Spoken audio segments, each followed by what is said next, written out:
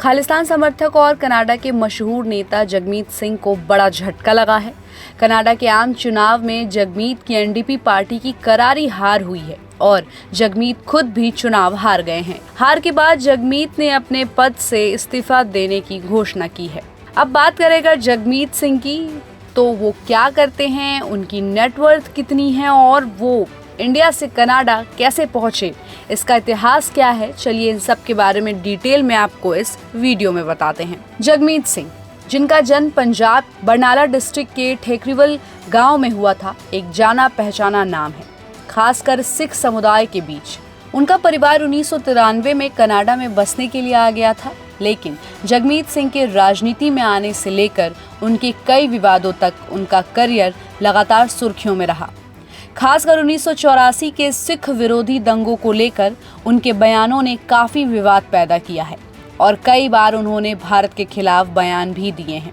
आपको याद दिला दे, 2013 में जब जगमीत सिंह ने अमृतसर में एक प्रोग्राम में भाग लेने के लिए इंडिया का वीजा अप्लाई किया था, तो भारत सरकार ने उन्हें वीजा देने से इनकार कर दिया था। यही नहीं, जगमीत सिंह को हमेशा खालिस्तान मूवमेंट का समर्थन करने और इस मुद्दे को लेकर खुलकर बोलने के लिए जाना जाता है और यही कारण है कि भारत ने उनके ऊपर बैन लगा दिया था। अब अगर जगमीत सिंह की संपत्ति की बात करें, तो जहां तक जगमीत सिंह की संपत्ति का सवाल है, तो एक रिपोर्ट के अनुसार उनकी कुल संपत्ति लगभग $2 मिलियन से $4 मिलियन के बीच है। उनकी आय का मुख्य स्रोत उनके सांसद के तौर पर वेतन, कानूनी काम और उनकी किताबों की बिक्री पर है। रिपोर्ट्स के मुताबिक जगमीत सिंह को सांसद के तौर पर हर साल $1,78,900 का वेतन मिलता है। इसके अलावा नेशनल पोस्ट की रिपोर्ट के अनुसार Jagmeet Singh house of Commons में सबसे ज्यादा खर्च करने वाले सदस्य के तौर पर टॉप पर हैं, जबकि कंजर्वेटिव नेता पायरी पॉलिवर भी इस लिस्ट में आखिरी नंबर पर हैं। अब कनाडा के चुनावी रुझानों की बात करें तो एनडीपी को इस बार चुनाव में सिर्फ 7 सीटों पर ही जीत हासिल हुई है। खुद जगमीत सिंह अपनी सीट पर तीसरे नंबर पर रहे और इसके बाद उनके राजनीतिक करियर के खत्म होने की चर्चा भी तेज हो गई। ये कनाडा में एक बड़ा उलटफेर है, क्योंकि जगमीत सिंह सिख समुदाय के सबसे बड़े नेताओं में से एक माने जाते हैं।